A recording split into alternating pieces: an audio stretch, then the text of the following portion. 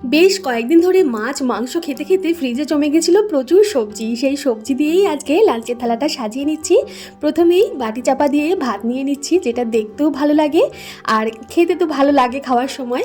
সাথে লেবু লঙ্কা নিয়ে নিলাম। আর এখানে আমি আজকে 1 কেজি শিমটাকে বাটা করেছি।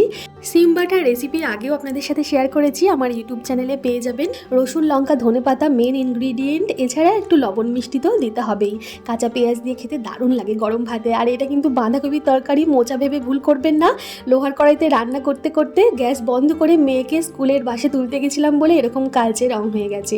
টমেটো মটরশুঁটি আলু দিয়ে বাঁধাকপির তরকারিটা নিরামিষভাবে রান্না করেছি। আর এখানে নিয়ে নিচ্ছি শীতের ছোট ছোট নতুন আলু দিয়ে বেশ কিছু মটরশুঁটি দিয়ে ডিমের ঝোল, যেটা খেতে দারুণ হয়েছিল। আদা রসুন পেঁয়াজ বাটা দিয়ে একদম সুন্দরভাবে বানিয়েছিলাম। সাথে টক দই নিলাম আর 1 গ্লাস জল। কেমন লাগলো আজকের লাঞ্চের থালার আইডিয়া জানাবেন ছোট্ট একটা কমেন্ট করে। ধন্যবাদ।